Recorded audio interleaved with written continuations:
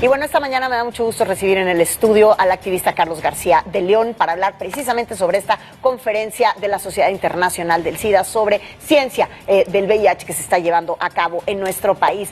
Bienvenido, Carlos. Muchísimas gracias. Gracias por acompañarnos esta mañana. ¿Cómo podemos diagnosticar la situación? Ahora sí que, ¿cómo podemos diagnosticar la situación del VIH y SIDA en nuestro país? Es una situación compleja y unas metas internacionales que tenemos que cumplir y hemos ido avanzando, veníamos con un buen ritmo. México está en vías de controlar esta epidemia y para el 2030, como bien decía el reportaje, tendremos que haber cumplido la meta de erradicar el problema del SIDA como un problema de salud pública.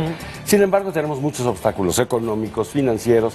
Hubo retraso por los cambios en los procesos de licitación y compra de medicamentos. Hubo procesos de desabasto, aunque fueron contabilizados en un bajo número. Y también tenemos hoy una situación complicada para la sociedad civil, que es la falta de recursos económicos, porque se puso en una misma bolsa a toda la sociedad civil. Fíjate, hay algo que me llama la atención. ¿Cuál es la razón por la cual, o el criterio por el cual se decide traer la conferencia internacional a México en esta ocasión? Porque México tenía un fuerte liderazgo en este tema. Y hoy vemos que la realidad se nos está cayendo un poco de las manos. México fue presentado hace un año en Nueva York, que estábamos presumiendo los avances de México por una estrategia de financiamiento público a organizaciones, por claridad en sus metas, por los avances que se estaban teniendo paulatinamente, y de pronto empezamos a tener desabasto como hace 20 años no había. De pronto hay una desarticulación. ¿De pronto es cuándo? En enero de este año. En febrero de este año se cancela. O sea, a partir de la presente administración, digamos. Esto sucede en esta administración. ¿Cuál es la razón por la cual esta administración no le está dando la prioridad que Me parece que le dan la prioridad, pero están haciendo cambios sobre la marcha. Estructurales. Yo creo que un cambio como ese se tendría que haber hecho paulatinamente, el año que entra iniciar con un proceso de compra diferente, pero no hacerlo a la mitad en que la gente está tomando sus medicamentos. Y se va a reestructurar el programa, se va a reestructurar la Secretaría de Salud, y estos cambios nos toca a todos reconstruir, pero los padecemos también. Y particularmente en el tema de sociedad civil, pues hay una distancia con el gobierno federal en ese sentido, ¿no? Claro. No con el programa específicamente, pero sí en el proceso de los apoyos económicos, que no es para las organizaciones, sino para las poblaciones clave. Ahora, las poblaciones clave es un tema fundamental porque hay muchas de ellas de las que no se habla. Y yo quisiera poner el dedo particularmente en un renglón. Las comunidades indígenas, donde hay personas que viven con VIH. Este es un tema muy complejo porque tenemos que hacer estrategias que les lleguen en su pertinencia cultural, es decir, adaptados a su lenguaje, a su dinámica, a todos los códigos culturales en donde se desempeña la vida cotidiana de la gente.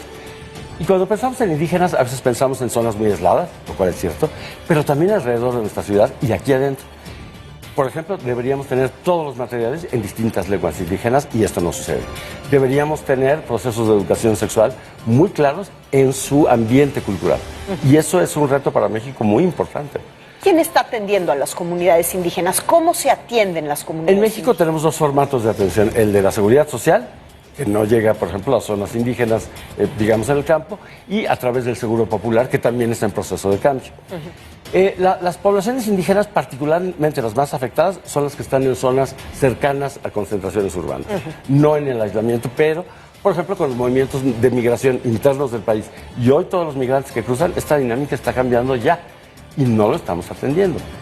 Hoy están cruzando miles de personas por este país y eso cambia la dinámica cultural del mismo, ¿no? ¿Cuál es el comportamiento de la comunidad indígena cuando dentro de sus miembros hay alguien con el VIH? Encontramos muy distintas opciones, pero por ejemplo conocemos en muchos ambientes culturales en donde la inequidad de género es una presencia constante. Absolutamente, sí. La culpable siempre es la mujer. Por ejemplo, en las comunidades indígenas esta actitud podríamos decir que puede ser frecuente.